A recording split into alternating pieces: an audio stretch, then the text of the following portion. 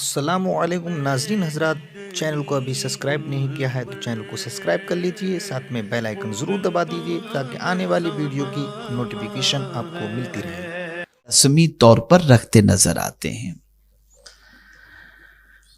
ہم نے کبھی ماہ رمضان المبارک کے اندر جھانک کر کے نہیں دیکھا کہ اتنا مقدس مہینہ جس کے پانے کے حوالے سے رسول اعظم صلی اللہ علیہ وسلم 3 مہینے پہلے سے دعا کر رہے ہوں اور اپنے رب کی بارگاہ میں عرض کر رہے ہوں کہ اللہم بارک لنا فی رجب و شعبان وبلغنا رمضان۔ آخر اس ماہ مبارک میں وہ کیا چیز ہے جس کو پانے کی تڑپ اور طلب رسول اعظم صلی اللہ علیہ وسلم کے اندر موجود؟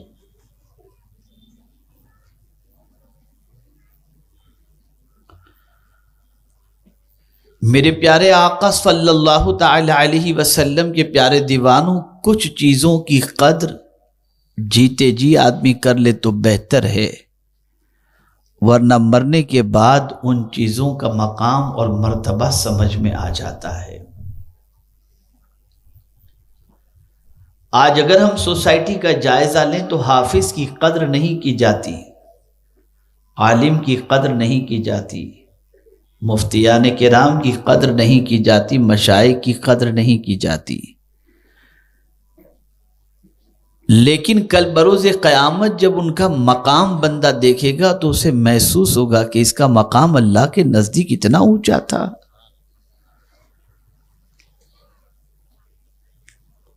اور بات سچی بھی ہے کہ دنیا کے بہت سارے انسان جب کوئی اچھا کام کرتے ہیں تو ان کے دل میں یہ جذبہ ہوتا ہے کہ لوگ اس کی قدر کریں، لیکن میرا یہ تاریخی جملہ زندگی بھر کے لیے آپ محفوظ کر لیجئے گا کہ 2 چیزیں جیتے جی انسان کو نصیب نہیں ہو سکتی۔ 2 چیزیں انسان کو جیتے جی نصیب نہیں ہو سکتی۔ پہلی چیز ہے قبر اور دوسری چیز ہے قدر۔ قبر بھی مرنے کے بعد نصیب ہوگی اور قدر بھی انسان مرنے کے بعد ہی کرتا ہے۔ باپ زندہ تھا، بیٹے نے قدر نہ کی، ماں زندہ تھی، بیٹے نے قدر نہ کی۔ جب ماں باپ کا سایہ اٹھ جاتا ہے تب اسے محسوس ہوتا ہے کہ جس کی دعا سے ساری گاڑیاں چل رہی تھیں وہ دعا دینے والا اب اس دنیا میں نہیں رہا، پھر قدر ہوتی ہے۔ علماء اور مشائخ کی قدر کا بھی یہی معاملہ ہے، جیتے جی انسان قدر نہیں کرتا، چائے بھی بہت ساری جگہوں پہ لوگ نہیں پوچھتے، اور مرنے کے بعد پھر گنبد بھی بناتے ہیں، جلسہ بھی کرتے ہیں اور عرس بھی مناتے نظر آتے ہیں۔ خوش نصیب ہے وہ لوگ جو اللہ کی نعمت کی قدر کرتے۔ قرآن اللہ کی نعمت ہے، قدر کرو۔ ماہ رمضان المبارک اللہ کی نعمت ہے، قدر کرو۔ اب اس مہینے کی عظمت کو سمجھنا ہے تو رسول اعظم صلی اللہ علیہ وسلم کے ارشاد کے مفہوم سے سمجھو۔ پیغمبر رحمت صلی اللہ علیہ وسلم ارشاد فرماتے ہیں، ماہ رمضان کی عظمتیں کتنی ہیں اگر میں بیان کر دوں تو لوگ چاہیں گے کہ پورا سال ماہ رمضان ہی رہے۔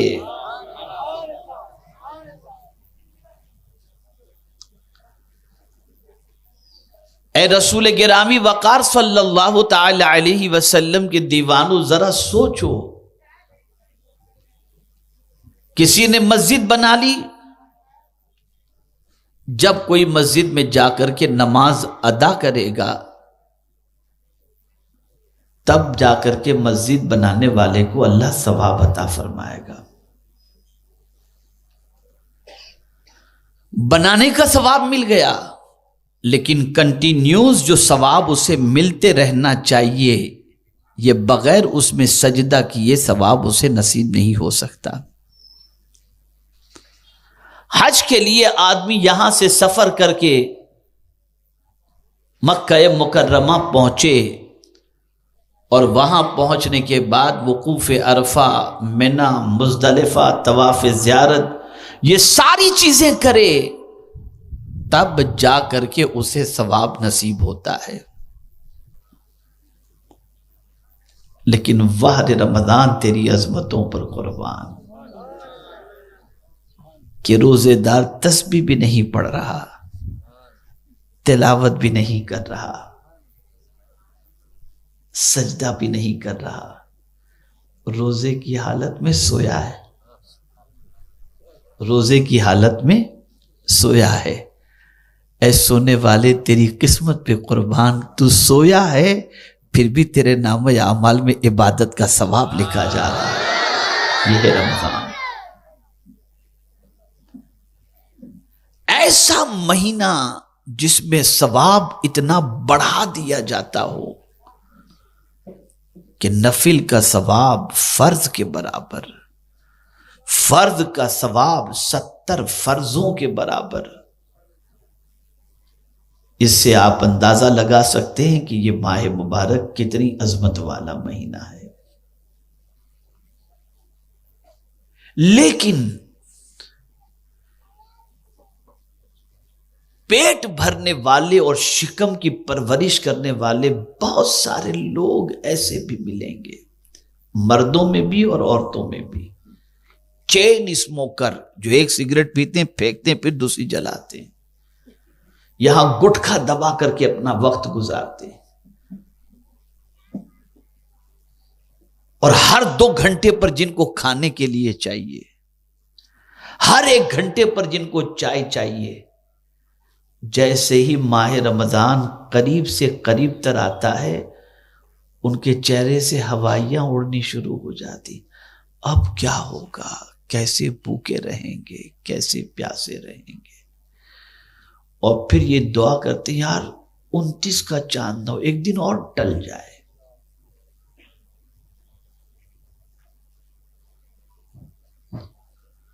جس قوم کا مزاج یہ ہو کہ برکت والے اور فضیلت والے مہینے کے سلسلے میں وہ یہ سوچے کہ دیر سے شروع ہو، یا اللہ اب کیا ہوگا، آنے کی خوشی کی بجائے ماہ رمضان کے آنے کا غم ہو، ایسا بندہ پوری زندگی غم ہی میں گزار سکتا ہے، خوشی میں نہیں گزار سکتا۔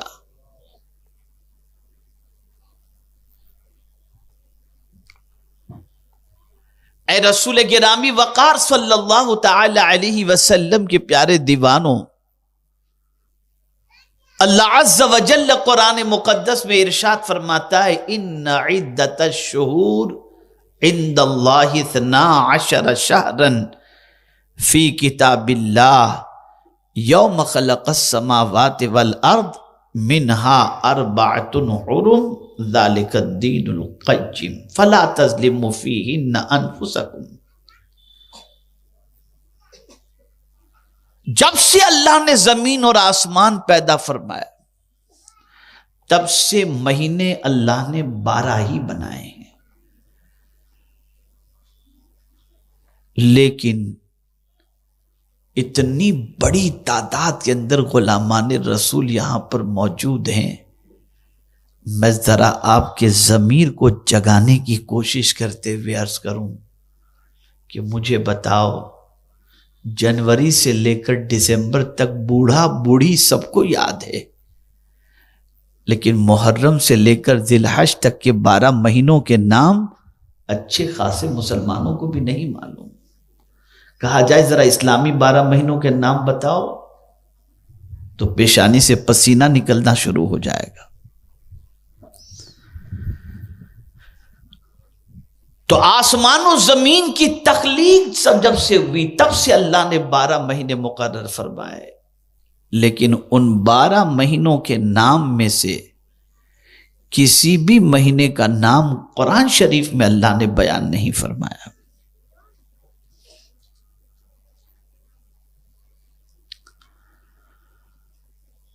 لفظ محرم، اس میں محرم ماہ مبارک اس کا نام قرآن شریف میں نہیں. لفظ سفر جو سفر المظفر مہینہ ہے اس کا نام بھی قرآن میں نہیں. ایک مہینہ صرف ایسا ہے جس کا نام میرے کریم نے صراحت کے ساتھ قرآن میں بیان فرمایا، اور وہ مہینہ ہے ماہ رمضان المبارک.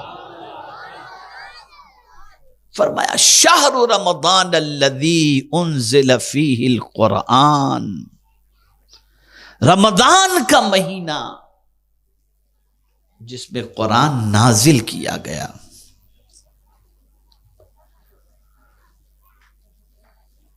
عربی میں شہر کے معنی ہوتا ہے مہینہ، اور آپ دیکھتے ہوں گے بنگلور بڑا شہر ہے، بڑی سٹی کو بھی شہر کہا جاتا ہے. اس شہر کے معنی کیا ہوتا ہے؟ لفظی معنی کیا ہوتا ہے؟ شہر کے معنی ہوتا ہے ظاہر ہونا. آپ کسی دیہات سے جا رہے ہوں، تاریکی میں آپ کی گاڑی دوڑ رہی ہو، اچانک لمبے لمبے ٹاور نظر آنے لگ جائیں، خوبصورت بلڈنگیں نظر آنے لگ جائیں، تو آپ فوراً کہتے ہیں شہر آ گیا. تو ایسے ہی جب چاند نظر آ جاتا ہے تو وہ مہینہ نظر آ جاتا ہے، ظاہر ہو جاتا ہے، اس لیے اس کو شہر کہا جاتا ہے.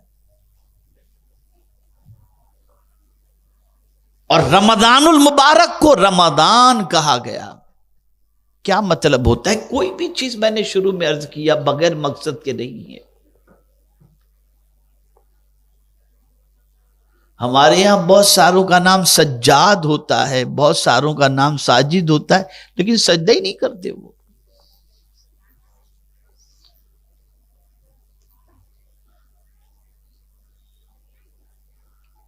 رمضان کے معنی ہوتا ہے تپش کے، گرمی کے. جب یہ ماہ مبارک آیا تو گرمی شدید تھی، تپش تھی، تو اس کا نام رمضان رکھ دیا گیا. لیکن چونکہ عظمت والا مہینہ ہے تو اس ماہ مبارک میں آدمی جب بھوکا رہتا ہے، دن بھر پیاسا رہتا ہے، تو اس کا جگر اندر سے جلتا رہتا ہے. اب جیسے ہی جگر جلا، اللہ نے گناہ جلا دیے، گناہ جلا دیے. اور یہی وجہ ہے کہ جگر کے جلنے ہی کی وجہ سے افطار کے وقت آدمی پانی پر ٹوٹ پڑتا ہے، لاؤ پانی لاؤ شربت، لاؤ پانی لاؤ شربت، اس لیے کہ جگر کو ٹھنڈک پہنچانی ہے، یہ جل رہا ہے اندر سے. اس لیے اس کا نام رمضان رکھا گیا.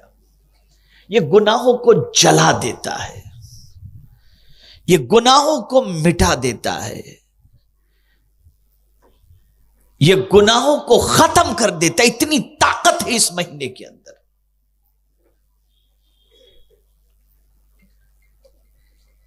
اب قرآن نے اس مہینے کی عظمت کا ذکر فرمایا کہ اسے معمولی نہ سمجھو.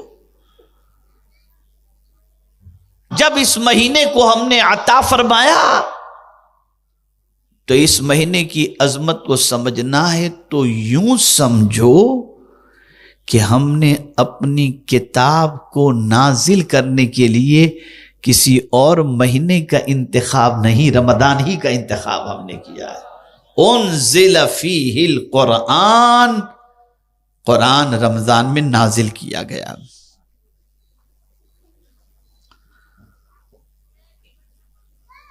اب قرآن رمضان میں نازل کرنے کے لیے کیوں فرمایا گیا؟ آخر کیا ہے قرآن شریف کے اندر کہ اس کے نزول کے لیے میرے کریم نے اس عظمت والے مہینے کا انتخاب فرمایا؟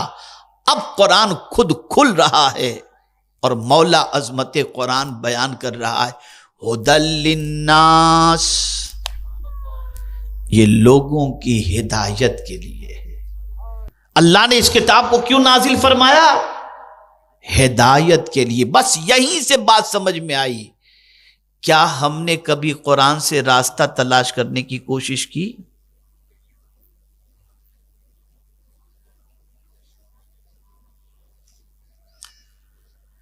یہ راستہ دکھانے والی کتاب ہے.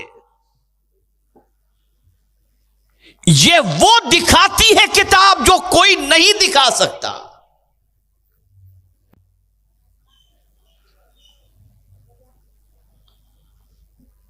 اسی لیے قرآن میں جا بجا دیکھنے کے بارے میں فرمایا افلا ينظرون الى الابل كيف خلقت وَإِلَى السَّمَاءِ كَيْفَ رُفِعَتْ. جا بجا قرآن میں اللہ دکھا رہا ہے دیکھو. لیکن جو ٹی وی دیکھ رہا ہو، پکچر دیکھ رہا ہو، وہ قرآن سے کیا دیکھے گا؟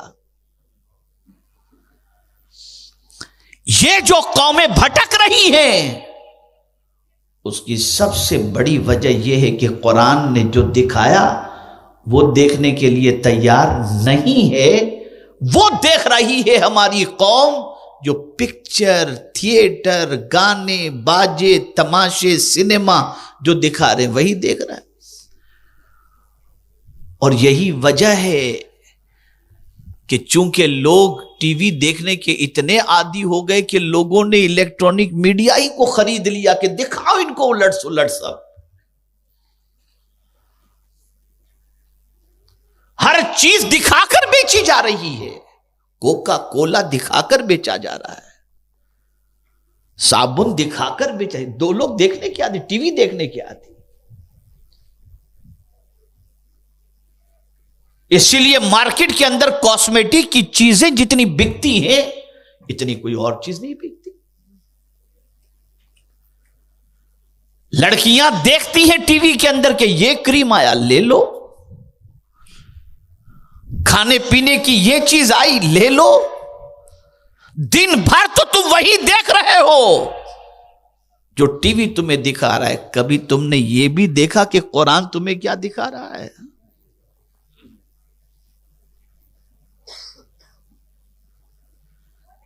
کبھی قرآن نے جو دکھایا وہ دیکھنے کی تم نے کوشش کی؟ اور جب کوئی قرآن کے ذریعے دیکھتا ہے اور قرآن جو دکھاتا ہے وہ دیکھتا ہے تو پھر اس کی پوزیشن یہ ہوتی ہے کہ ایک صحابی فرماتے ہیں میرے اونٹ کی رسی بھی گم جائے تو میں اسے قرآن سے تلاش کر لیتا ہوں. یہ ہے دیکھنے کی بات.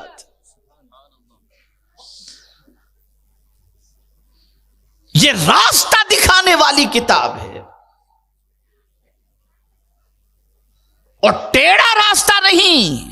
قرآن کہتا ان ھذا القرآن یہدی للتی ہی اقوم.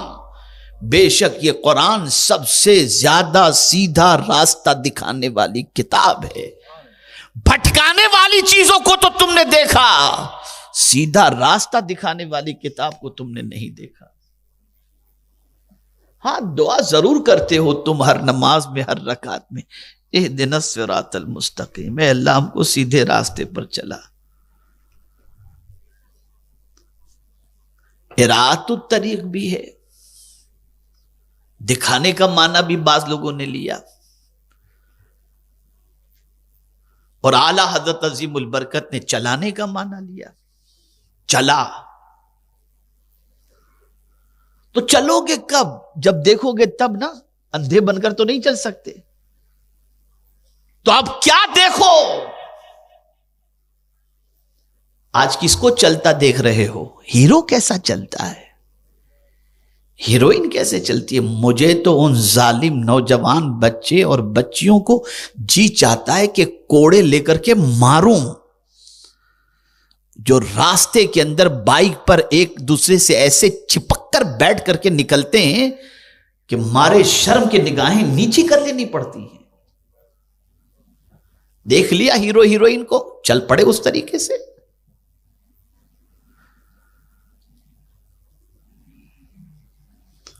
دعا تو کر رہے ہو اہدنا الصراط المستقیم، ہم کو سیدھے راستے پر چلا.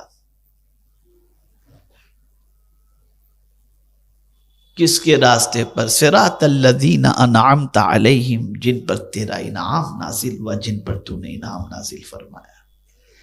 لیکن معلوم ہی نہیں ہے وہ انعام یافتہ بندے کیسے چلتے تھے، کیا کرتے تھے، نہیں معلوم. بڑی معذرت کے ساتھ عرس کا میں بھی قائل ہوں، میں بھی عرس مناتا ہوں، عرس میں جاتا بھی ہوں. خواجہ صاحب کے یہاں ہر سال جاتا ہوں، بلکہ بار بار جاتا ہوں، سال میں کئی بار جاتا ہوں. لیکن جانے کا مقصد بتاؤں؟ میرے استاد گرامی جو ہے، ایک مرتبہ میں اجمیر مقدس جا رہا تھا، میں نے کہا حضور میں جا رہا ہوں بارگاہ خواجہ میں، دعا فرمائیں کرم ہو جائے. تو بڑی پیاری بات فرمائی. مفتی صاحب توجہ چاہوں گا جو ان کا جملہ تھا اس پر.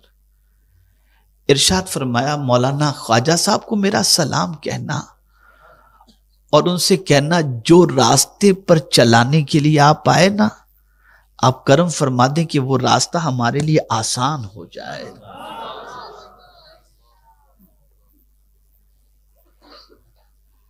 کہاں چل رہی ہے ہماری قوم؟ جہالت کے راستے پر، برائی کے راستے پر، گناہوں کے راستے پر، نافرمانی کے راستے پر، رب کو ناراض کرنے والے راستے پر ہماری قوم چل رہی. اور دعا کیا کرتی ہے؟ ہم کو سیدھے راستے پر چلا، انعام یافتہ بندوں کے راستے پر چلا. عرس منانے کی وجہ کیا ہے آپ کو معلوم ہے؟ ڈھول تاشے کے لیے؟ میلہ سیلا؟ نہیں. اعلیٰ حضرت نے لفظ عرس استعمال نہیں فرمایا، لیکن شعر کے اندر عرس کے مقصد کو بیان فرما دیا. عرس منانے کا مقصد یہ ہے کہ تیرے غلاموں کا نقش قدم ہے راہ خدا، وہ کیا بھاگ سکے جو یہ سراغ لے کے چلے. عرس اس لیے مناؤ کہ جس ولی کی بارگاہ میں تم خراج عقیدت پیش کرنے آئے ہو، وہ ولی یہ مقام تک پہنچے کیسے، اس راستے کو تلاش کرو تم. یہ مقصد. یہاں سب مقصد بھول گئے. تو یہ کتاب لوگوں کے لیے ہدایت کی کتاب ہے، راستہ دکھانے والی کتاب. اب اتنی عظیم کتاب، اتنی عظمت والی کتاب، اس کتاب کو نازل کرنے کے لیے اللہ نے جس مہینے کا انتخاب فرمایا وہ ماہ رمضان ہے. اور پھر اسی ماہ مبارک میں ایک رات کا انتخاب نزول کے لیے فرمایا، اور پھر ارشاد فرما دیا کہ اس رات کی عظمت تم جانتے ہو، انا انزلناہ فی لیلۃ القدر، بے شک ہم نے اس کو قدر والی رات میں نازل فرمایا. اور پھر جانتے ہو یہ لیلۃ القدر ہے کیا؟ قرآن کہتے ہیں خیر من الف شہر، 1000 مہینوں سے افضل ہے وہ رات. یہ رات بھی اللہ نے ہم کو ماہ رمضان میں عطا فرمائے، ماہ رمضان میں عطا فرمائے.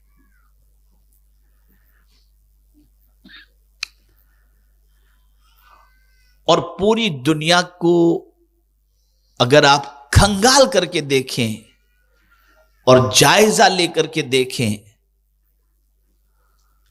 1.5 ارب سے زائد پوری دنیا میں مسلمان آپ کو نظر آئیں گے. لیکن 5 وقتہ نمازی کو اگر آپ تلاش کریں کہ کتنے % لوگ 5 وقت کی نماز پڑھتے ہیں، تو میں سمجھتا ہوں 2-3% سے بھی زیادہ آپ کو شاید نہ مل سکے. اتنی بڑی مسلمانوں کی تعداد کا سروے کرنا تو ڈیفیکلٹ ہوگا. شہر کے اندر تلاش کر لیجئے، اور شہر میں بھی ڈیفیکلٹ ہو تو گھر ہی میں تلاش کر لیجئے کہ آپ کے گھر کے کتنے لوگ 5 وقت کی نماز پڑھتے ہیں، اسی سے اندازہ لگ جائے گا. تو نماز ادا کرنے والوں کی تعداد اور پرسنٹیج کے اعتبار سے 2 یا 3%. حج کا معاملہ بھی بوڑھے ہونے کے بعد حج کے لیے جاتے ہیں، اور زکوٰۃ دینے والے بھی ادھر ادھر کچھ گھما پھرا کر سیٹ کر لیتے ہیں کہ پیسہ گھوم کر پھر واپس ہمارے پاس آ جائے. لیکن قربان چاہیے روزہ ایک ایسی عبادت ہے کہ جب اس کا پرسنٹیج مسلمانوں میں ہم تلاش کرتے ہیں تو سب سے زیادہ اس عبادت کرنے والوں کا پرسنٹیج ہمیں نظر آتا ہے. یہاں تک کہ جس بچے پر نماز فرض نہیں، روزہ فرض نہیں، ماں چاہتی ہے میرا یہ بیٹا بھی روزہ رکھ لے. تو پھر قدرت کا کرم کیا ہوتا ہے؟ ارے اتنی بڑی تعداد میں تم میری اطاعت کر رہا ہے اور تم لوگ میری بندگی کر رہے ہو، تو مولا کی رحمت کے دروازے کھل جاتے ہیں. سال بھر غریب جو اپنے دسترخوان پر نہیں کھاتا، ماہ رمضان میں اس کے دسترخوان پر وہ نعمت بھی نظر آتی. اس لیے کہ جب پرسنٹیج کے اعتبار سے اتنی بڑی تعداد اللہ کی اطاعت کر رہی ہو تو مولا کی رحمت اور برکتیں بھی ان پر نازل ہونی شروع ہو جاتی.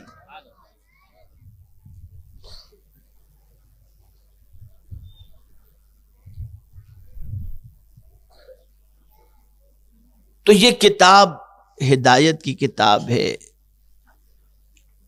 اور اس کتاب کی کئی شان میرے کریم نے بیان فرمائی. کئی شان، کئی مقامات پر. کہیں فرمایا وَهَذَا كِتَابٌ أَنزَلْنَاهُ مُبَارَكٌ فَاتَّبِعُوهُ. کہیں فرمایا یا ایھا الناس قد جاءتکم موعظۃ من ربکم وشفاء لما فی الصدور. مختلف شان اس کتاب کی بیان فرمائی. کہیں فرمایا قد جاءکم من اللہ نور وکتاب مبین. اب ایک بات میں آپ کے سامنے عرض کرتا ہوں تاکہ قرآن کی عظمت تھوڑی دل میں بیٹھ جائے. یہاں طبیعت گھبراتی ہے، گارڈن میں چلے جاتے ہیں، کسی دوست کے گھر چلے جاتے ہیں، چلو یار اس سے تھوڑی سی بنکس کریں گے، تھوڑا سا دل بہل جائے گا. کسی دل بہلانے والے کے پاس چلے گئے، بات چیت کریں گے، دل بہل جائے گا. ٹینشن آیا، کسی کے پاس چلے گئے، بہت زیادہ ٹینشن اور اسٹریس ہے تو ڈاکٹر کہے گا کہ ہل اسٹیشن چلے جاؤ. آدمی چلا گیا گھومنے کے لیے، پہاڑوں میں، گارڈن والے علاقوں میں، اور وہاں جا کر کے گھوم کر کے آ گیا. لیکن میں ایک سوال آپ سے پوچھنا چاہتا ہوں، زمین کے اوپر تو آپ کے دل کو بہلانے والے بہت ملیں گے. بیوی دل بہلا سکتی ہے، بھائی دل بہلا سکتا ہے، دوست دل بہلا سکتا ہے. لیکن کبھی آپ نے یہ بھی سوچا کہ جب جسم سے روح کا رشتہ ٹوٹے گا، یہاں تو ابھی بھی لائٹ جلتی ہے، لائٹ چلی گئی تو آپ انورٹر کے ذریعے اور جنریٹر کے ذریعے پتہ نہیں کس کس طریقے سے آپ اپنے گھر کی لائٹ جلا لیتے ہیں اور روشنی کر لیتے ہیں. قبر میں کیا ہوگا؟ وہاں تو سارے رشتہ دار تمہیں زمین کے اوپر چھوڑ کر واپس چلے جائیں گے خود، اور زمین کے اندر تمہیں چھوڑ دیں گے. اب تمہارا دل قبر میں کون بہلائے گا؟ کون ہے جو قبر کے اندر تمہارا مونس و غمخوار ہوگا؟ تو آپ جانتے ہیں جب بھی قرآن شریف ختم ہوتا ہے تو قاری قرآن یا حافظ قرآن جب ختم قرآن کی دعا پڑھتا ہے نا، تو پہلی دعا یہی ہوتی ہے، اللہم آنس وحشتی فی قبری. اے اللہ میری قبر کی وحشت کے لیے اس قرآن کو مونس و غمخوار بنا دے. تو جہاں کوئی تمہارا دل بہلانے والا نہیں ہوگا، وہاں یہ کتاب تمہارا دل بہلائے گی. یہ کتاب تمہیں، اور اس کتاب کو نازل کرنے کے لیے اللہ نے ماہ رمضان کا انتخاب فرمایا. اور رسول اعظم صلی اللہ علیہ وسلم نے فرمایا الصیام والقرآن یشفعان یوم القیامہ. روزے اور قرآن کل بروز قیامت دونوں سفارش کریں گے. روزہ کس طریقے سے؟ روزہ اللہ کی بارگاہ میں عرض کرے گا میرے مولا اس کو میں نے بھوکا رکھا تھا، پیاسا رکھا تھا، تیری رضا کے لیے نہیں کھایا تھا مولا، تیری رضا کے لیے اس نے پیاس برداشت کی تھی، خواہش کو اپنی روک کے بیٹھا تھا. مولا آج میری سفارش اس کے حق میں قبول فرما دے، بخش دے اسے، مولا روزے کی سفارش قبول کر لے گا۔ ایسے ہی قرآن کہے گا مولا اس نے میری تلاوت کی، بلکہ پورا قرآن تو اپنی جگہ پر ہے، اگر کوئی شخص مرد و عورت روزانہ رات سورہ ملک کی تلاوت کرے تو سرکار صلی اللہ علیہ وسلم فرماتے ہیں اس سورت کی تلاوت کرنے والا جب مر جائے گا اور اس کے اعمال نامے میں گناہ زیادہ ہوں گے جس کے سبب سے حکم ہوگا کہ اسے جہنم میں ڈال دو، تو یہ سورہ مبارکہ اللہ سے جھگڑا کرے گی۔ اسے سورۃ المجادلہ بھی کہتے ہیں، یہ جھگڑا کرے گی، مولا یہ مجھے پڑھا کرتا تھا تو اسے جہنم میں ڈال رہا ہے، نہیں جانے دوں گی، یہ سورت روکے گی، مولا جانے نہیں دوں گی۔ ارشاد ہوگا اس کے گناہ بہت زیادہ تھے، تو پھر یہ سورت اللہ کی بارگاہ میں عرض کرے گی مولا میری سفارش قبول کر لے ورنہ اپنی کتاب سے مجھے نکال دے۔ یہ کتاب، یہ ہے قرآن۔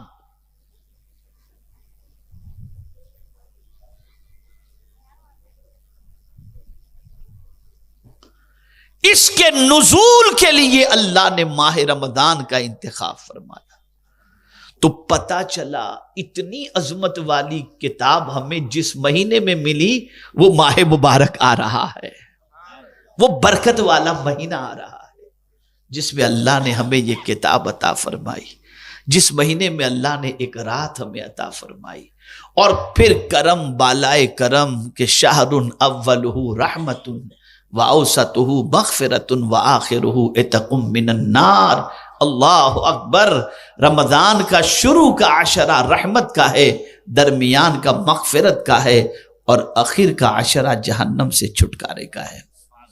میری بہنیں بھی توجہ چاہوں گا ان کی، وہ بھی غور سے سنیں۔ بہت خرچہ کیا ہے آپ نے میک اپ کے پیچھے، بیوٹی پارلر تو ہر گلی میں کھل گیا، اب تو مرد حضرات بھی فیشیل کرواتے ہیں، پتہ نہیں گورے نظر آئیں۔ دیکھیے میں آپ کو سمجھا رہا ہوں تھوڑا سا تاکہ آپ سمجھیں۔ عام مہینوں کے اندر جیسے دیوالی کی سیزن ہے آپ کے یہاں، یا کرسمس کی سیزن ہے آپ کے یہاں، آپ کاروبار کرتے ہیں، عید کی سیزن ہے آپ کے یہاں، تو اس سیزن کے اندر آپ کے یہاں گاہک کی بھرمار ہے۔ صبح سے لے کر کے آپ دکان پر پہنچے تو لائن لگی ہے گاہک کی، یہاں تک کہ کھانے کا بھی آپ کو ٹائم نہیں ملا۔ اچھا بھئی ایک کام کرو، ذرا 2 سموسے لے لو یار، تھوڑا سا کھا لیتے ہیں۔ کھانا نہیں کھا پا رہے ہیں آپ، 2 سموسے کھائے، چائے پی، ہاں بولو صاحب کیا چاہیے آپ کو، لگ گئے۔ پھر کھانے کی بھی فرصت آپ کو نہیں ملی، پینے کی بھی فرصت آپ کو نہیں مل رہی، لگے ہیں آپ کام میں۔ شام ہوتے ہی آپ کے چہرے کا رنگ کالا ہو جائے گا، پھیکا ہو جائے گا، رونق چہرے کی ختم ہو جائے گی۔ آپ گھر جانے کے بعد سب سے پہلے شاور لیں گے، تھوڑا فریش ہونے کی کوشش کریں گے۔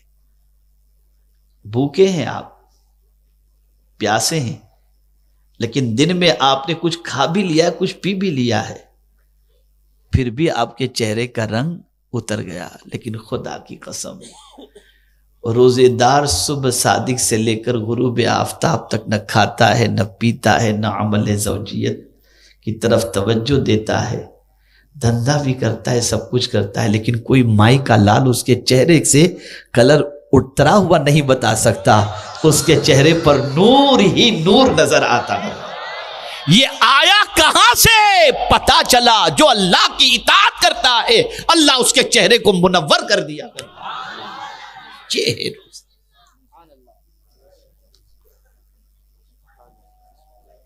منہ سے بو آئی آدمی بھاگ جاتا ہے، لیکن قربان جائیے روزے دار کے منہ کی بو میرے مولا کو مشک سے زیادہ پسند ہے۔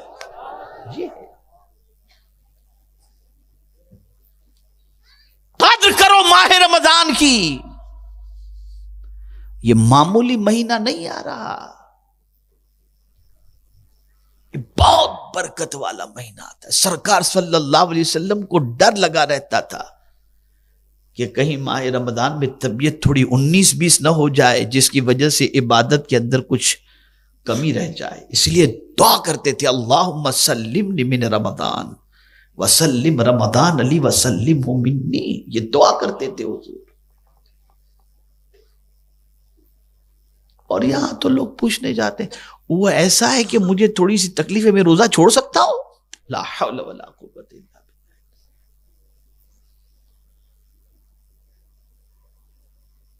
اور کچھ لوگ ہیں جو افطار میں اتنا کھا لیتے ہیں کہ کھڑے رہنے کی طاقت تراویح میں نہیں ہوتی، رات بھر کھاتے ہی رہتے ہیں، رات بھر کھاتے رہتے ہیں، اور پھر کیا کھائیں گے؟ وڑا کھا رہے ہیں، بھجیا کھا رہے ہیں، چنا کھا رہے ہیں، اور پھر اس کے بعد متلی ہو رہی ہے، الٹی ہو رہی ہے، پیٹ خراب ہو رہا ہے، موشن ہو رہے ہیں، اس کے بعد کھانا روزے کے بارے میں کمزور ہو جائیں گے۔ یہ پوزیشن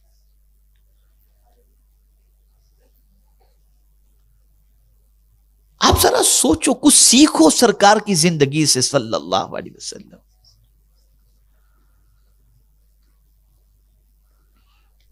بہت زیادہ کھانا اچھا ہوتا تو کبھی یہ نہ فرمایا جاتا کہ بھوکے رہ کر اللہ کے رحمت کے دروازے کو دستک دو۔ مدینہ منورہ میں ایک طبیب پہنچا، ڈاکٹر پہنچا مدینہ منورہ میں علاج کی غرض سے، 6 مہینے تک قیام کیا، 6 مہینے میں ایک بھی پیشنٹ نہیں ملا، تو وہ مدینہ چھوڑ کر جانے لگا۔ تو کسی نے کہا کیا بات ہے آپ جا رہے ہو؟ کہا کیا کروں، جب مریض ہی نہیں آتا تو رہ کر کیا کروں؟ پھر اس نے پوچھا کہ اے مدینے کے لوگوں ذرا یہ تو بتاؤ تم بیمار کیوں نہیں پڑتے؟ بیمار کیوں نہیں پڑتے؟ قربان جائیے جواب پر۔ کہا بس حضور کے ایک ارشاد پر عمل کرنے کی وجہ سے۔ کہا کیا تمہارے حضور صلی اللہ علیہ وسلم کا ارشاد ہے؟ تو کہتے ہیں کہ آقا کریم صلی اللہ علیہ وسلم نے فرمایا ہے جب بھوک لگے تب کھاؤ، اور جب بھوک باقی ہو نا ہاتھ کھینچ لو۔ یہ نہیں کہ اتنا دبا کے کھاؤ کہ 7 اپ کا دھکا مارنا پڑے، کوک کا دھکا مارنا پڑے، تھمس اپ کا دھکا مارنا پڑے تب جا کر کے اندر اترے، ایسا نہیں۔ جہاں آپ کے پیٹ میں کچھ گنجائش ہے ہاتھ کھینچ لو، کبھی بیمار نہیں پڑو گے۔ اور بڑی معذرت کے ساتھ مسلم محلوں میں جتنی بھی کلینک ہے نا وہ رات کو 12-1 بجے تک چلتی ہی رہتی ہے، کوئی کلینک خالی نہیں ہوتی۔ اور بڑی معذرت کے ساتھ کہ زیادہ تر کھانے پینے کی ہوٹلیں آپ کو اپنے علاقے میں ہی ملیں گی، یہ بھی دیکھ لیجئے گا۔ ایک کے بعد دوسری کو کیا چیز ہے جو نہیں ملتی۔ میں آ رہا تھا سوئٹزرلینڈ سے یا فرانس سے، مجھے یاد نہیں ہے صحیح معنوں میں، تو ایئر کرافٹ کے اندر ہم بیٹھے ہوئے تھے، ہماری فلائٹ بامبے لینڈ ہونے والی تھی رات کو 3 بجے، تو 2 حضرات میرے بازو میں بیٹھے تھے، تو بولے یار فلائٹ کے کھانے میں مزہ نہیں آیا، اپنے 3 بجے بامبے اتریں گے، باہر نکلیں گے 4-4:30 بج جائے گا، اور صبح ہوٹل 10 بجے سے پہلے کھلتی نہیں ہے، رات کو بھوک لگے گی، کھانا کھانے کہاں جائیں گے؟ تو دوسرے نے کہا فکر نہیں کر، میاں بھائی کے علاقے میں چلے جانا، رات بھر ہوٹل کھلی رہتی ہے۔ یہ مسکرانے کی بات نہیں، سنا تو شرم سے میرا سر جھک گیا۔ یہ حال ہے ہمارا، یہ ہماری پہچان ہے۔ ذرا عقل سے کام لو، ہوش سے کام لو۔ اگر زیادہ کھانے سے طاقت پیدا ہوتی اور آدمی تندرست ہوتا تو حضور صلی اللہ علیہ وسلم روزے کے بارے میں یہ نہ فرماتے روزہ رکھو اور تندرست ہو جاؤ، روزہ رکھو اور تندرست ہو جاؤ۔ روزہ بیمار نہیں کرتا، تندرستی عطا کرتا۔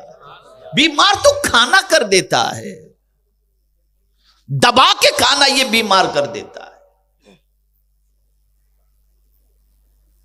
یہ کلو وشربو کے بعد ولا تسرفو بھی آیا ہے،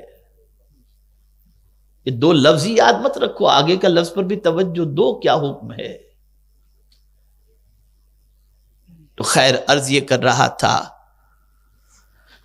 کہ ماہ رمضان المبارک میں آدمی جب بھوکا رہتا ہے، پیاسا رہتا ہے، اور دن کے اجالے میں عمل زوجیت سے، اب آپ جانتے ہیں یہ روزہ دن میں کیوں فرض کیا گیا؟ کہا گیا وَأَتِمُّ الصِّيَامَ إِلَى اللَّيْلِ، رات تک روزہ کمپلیٹ کر دو، اب غروب آفتاب کے بعد کھاؤ، کوئی پرابلم نہیں۔ یہ دن میں روزہ کیوں فرض کیا گیا؟ یہ بھی ہو سکتا تھا کہ غروب آفتاب سے لے کر فجر تک، صبح صادق تک کھانے پینے اور عمل زوجیت سے بچنے کا نام روزہ، لیکن رات کو نہیں، دن میں فرض کیا گیا۔ وجہ ہے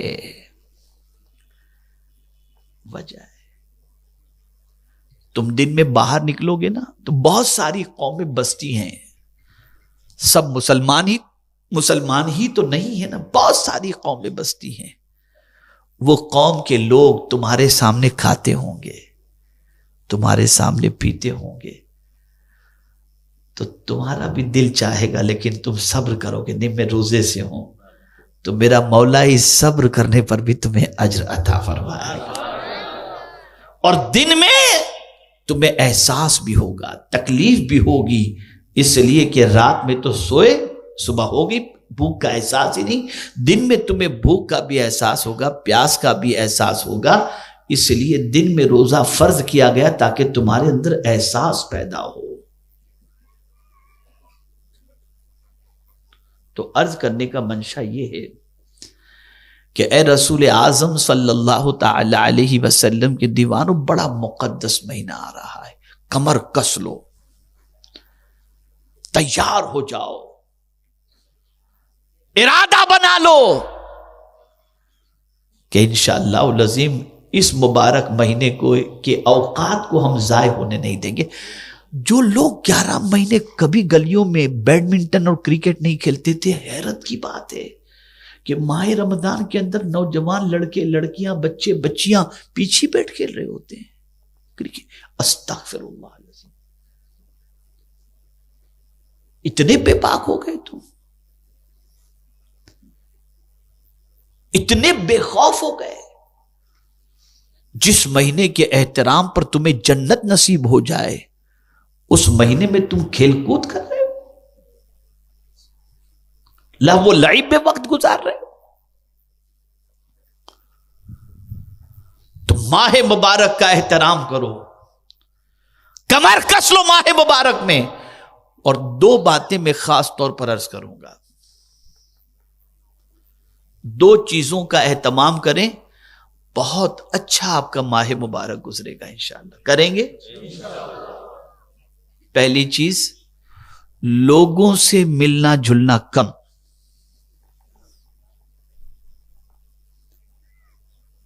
اور دوسری چیز بات چیت کم،